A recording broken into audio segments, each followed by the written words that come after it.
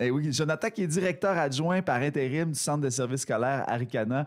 Et là, ben, c'est le temps des examens. Tu arrives à un bon moment, ben, peut-être un peu tard.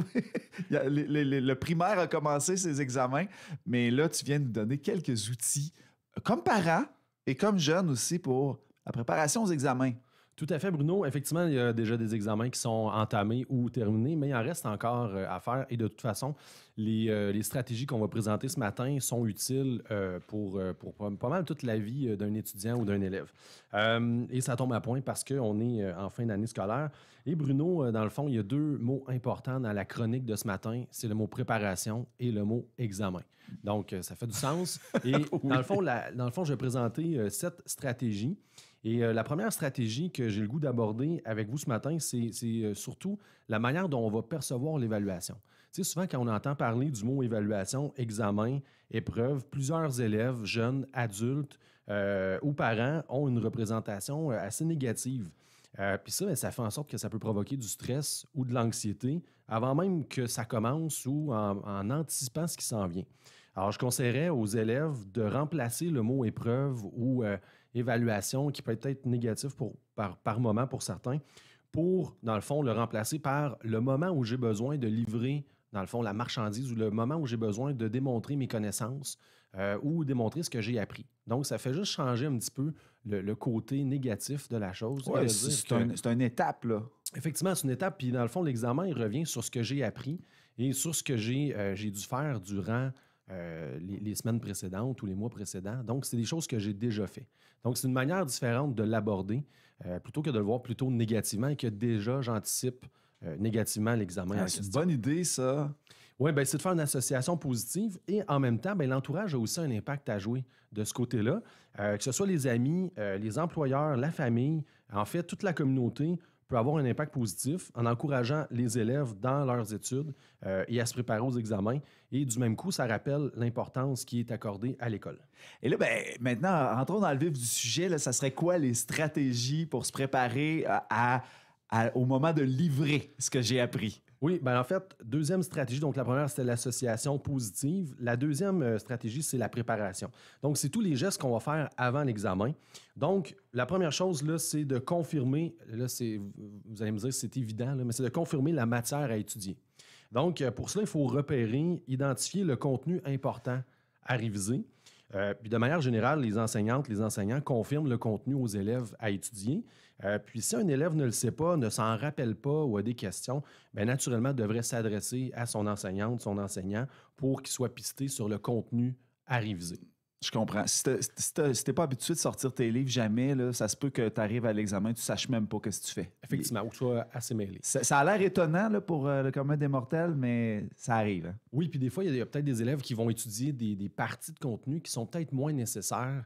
Et c'est là qu'il faut, dans le fond, s'adresser à son enseignant. Puis, pour les élèves là, qui ont des besoins, bien, la récupération peut exister également. Donc, c'est une bonne chose à aller faire, à aller consulter ses enseignants. Mm-hmm. Eh bien, ensuite, Bruno, quand on a repéré le contenu, bien là, ensuite, c'est de planifier. Donc, la planification. Et comment on fait ça? Bien, c'est de se faire un plan d'études, un projet d'horaire. Là, c'est de déterminer la matière à couvrir.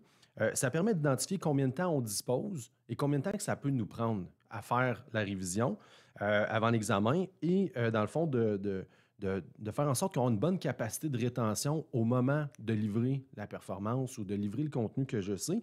Puis, dans le fond, quand un élève se fait un plan, bien, ça lui permet d'organiser le travail efficacement, de se fixer des objectifs et de bien gérer son temps. Ah, là, je ne veux pas trop te faire bifurquer, là, mais admettons, j'ouvre les livres, là, puis je vois ça comme une montagne parce que ça fait 1 mois que j'ai pas ouvert mes livres. Ça arrive, là. Puis moi, ça m'est arrivé, là. Ah, ça arrive à plein de gens. Là, ça devient angoissant. Tu as juste le goût de fermer tes livres. Comment tu conseilles quelqu'un? Oui. Dans ce temps-là? Bien, en fait, sans aller trop dans les détails, Bruno, mais c'est une bonne question que tu me poses. C'est sûr que faut que tu laisses ton livre ouvert. Ça, c'est referme pas ton livre. Alors, garde-le ouvert. Et là, souvent, il y a différentes façons, mais mettons, la table des matières te permet d'identifier les grands thèmes dans le fond, de ton livre, par exemple. Et là, par la suite, tu peux aussi identifier les tableaux synthèse, les schémas. Dans le fond, tous les mots-clés qui souvent vont être soit surlignés ou qui sont écrits en gras. C'est sûr que là, ça donne des indices du contenu. Et là, si on s'enligne sur un certain nombre de pages à réviser, Bien là, ce que je dirais dans la planification, c'est par exemple, si j'avais par exemple un contenu, un module ou un chapitre de 20 pages à réviser, bien là, ça va être de le mettre en séquence. Donc, par exemple, je vais me dire, bien, aujourd'hui, je vais peut-être lire page 1 et 2 et demain 3, 4 en révisant un peu la page 1 et 2 par la suite. Et là, je me fais des résumés. Ouais. Et c'est là que j'ai pas besoin de me rappeler 20 pages mot à mot. En fait, il n'y a pas grand monde qui ont cette capacité de savoir ça par cœur. Mais là, c'est de se donner des outils pour se rappeler des mots-clés que j'ai à étudier. Je pense que la clé, c'est de ne pas attendre la veille de l'examen. Effectivement. Donc, quelles sont les conditions gagnantes maintenant pour se mettre en mode étude? Oui, ben en fait, la quatrième stratégie, lorsqu'on est à étudier, ben, c'est de déterminer justement des conditions favorables pour que ça fonctionne et que ce soit efficace. D'avoir un lieu calme, de se donner du temps de qualité, fermer les cellulaires, appareils électroniques qui peuvent, dans le fond, faire en sorte que notre attention va être diffuse vers autre chose. Là. Tout ce qui nous amène des sons, des bruits ou des stimuli qui n'ont pas nécessairement rapport avec l'étude. Pas Là, facile. pas facile. Fermez-le mais- tout simplement Oui, là, pour être sûr. Là. Effectivement. Puis, avec la technique un peu là, Pomodoro, c'est une technique qui permet de séparer ou de séquencer le temps d'étude. C'est une technique où on utilise, dans le fond, 25 minutes de temps de qualité. Puis, par la suite, on prend 5 minutes de pause.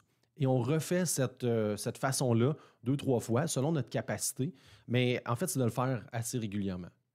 Ça m'amène, dans le fond, à la 5e stratégie, Bruno, c'est de répéter la 4e stratégie. Dans le fond, c'est de le faire plusieurs fois. Dans le fond, la répétition de l'étude, de le faire plusieurs fois, ça permet d'emmagasiner l'information, de coder l'information, d'avoir une meilleure capacité de rétention. Et souvent, utiliser plusieurs de nos sens vont nous aider de ce côté-là. Que ce soit la vue, en regardant nos notes, en regardant les schémas, les informations.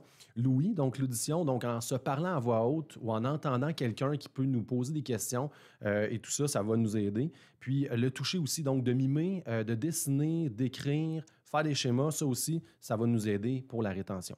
Puis, c'est un peu comme l'entraînement, là, le faire plusieurs fois. Si on s'entraîne 4 heures à un bon moment donné, ça se peut que le lendemain ou qu'on n'ait plus du tout envie de s'entraîner. Même chose avec l'étude. C'est que ce soit intéressant, c'est que ce soit dans le fond de qualité, puis que ça nous donne le goût de le refaire plusieurs fois parce que ça va être ça la clé, ça va être la fréquence. Wow, je bois tes paroles.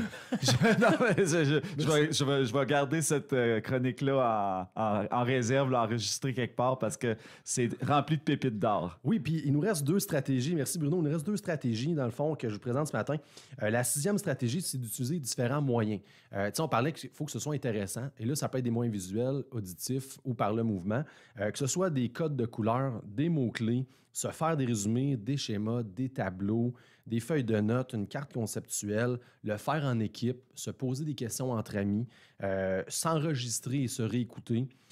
Ça permet, dans le fond, de rendre ça agréable et de varier les façons de faire. Puis au fil du temps, quand on étudie là, régulièrement, bien, on identifie, dans le fond, les meilleurs moyens qui sont pour nous. Parce que pour une personne, ça pourrait être, par exemple, dans un lieu calme. Puis pour d'autres, il y en a qui vont écouter de la musique et ça peut être une bonne chose. Mais ce n'est pas fait pour tout le monde. On le découvre en le faisant régulièrement, ce qui fonctionne bien ou ce qui fonctionne mieux pour nous. Et là, Jonathan Cossette, on n'a pas tous des environnements de vie nécessairement favorables à l'étude. Puis ça, c'est la vie, c'est comme C'est ça. la réalité, effectivement. Donc, qu'est-ce qu'on peut faire pour se préparer, mettre ça en place à travers, des fois, le chaos de la vie? Oui, bien, puis en fait, c'est la 7e stratégie que je vais aborder avec ça. Puis en même temps, je rajouterai un autre élément par la suite. C'est sûr que d'avoir de saines habitudes de vie, que ce soit le sommeil, l'alimentation, la relaxation, faire des activités physiques, ludiques ou des passe-temps qu'on aime à travers l'étude, là, ça, c'est important parce que là, juste de faire l'étude pendant un certain temps, ça se peut que ce soit un peu difficile, puis physiquement ou mentalement. Donc, ça nous permet d'arriver reposé, d'avoir une bonne énergie, d'être disposé justement prêt physiquement et mentalement aux examens. Puis, dans le fond, on peut rentrer dans cette catégorie-là, la conciliation travail-études ou études-travail-famille aussi pour les élèves là, qui sont plus âgés ou qui ont des enfants, là, les élèves adultes, par exemple. Et c'est sûr que là, avec la question dont tu viens de me poser, si, par exemple, à la maison, on n'a pas les éléments nécessaires pour faire une bonne étude, il y a d'autres endroits où on peut le faire. Tu sais, par exemple, ne serait-ce que de penser à la bibliothèque, il y a des endroits où on pourrait s'installer, être calme. Il y a d'autres endroits aussi. Des fois, ça peut être aller chez un de nos amis. Puis là, c'est le début de l'été. Là, on peut aller sur le bord de la rivière, Effectivement. prendre un banc de parc, une table de parc aussi. Tout à fait. En fait, tout environnement là, qui nous permettrait d'être à l'aise puis de pouvoir profiter de ce moment-là de qualité. Parce que de faire 2 heures d'études où on ne sera pas dans la qualité, à la limite, ça ne sera pas nécessairement très utile. Il vaut mieux le faire peut-être un peu moins longtemps, mais bien fait.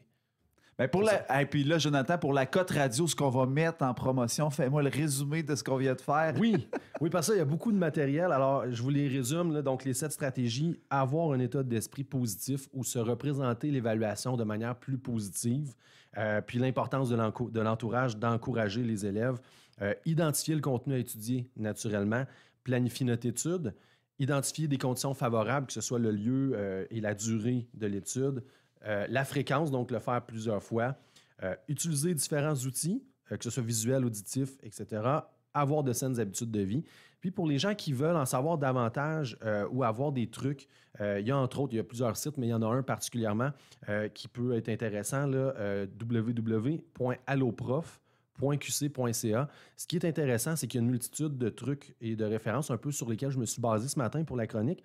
Mais il y a aussi, dans le fond, pour chaque niveau scolaire et même chaque matière, il y a des éléments plus particuliers de révision d'études.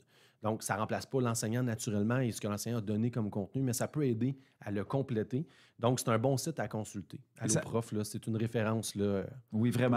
Et ça ne remplace pas les bonnes habitudes non plus de ne pas se prendre 3 dernières minutes. Je sais de quoi je parle.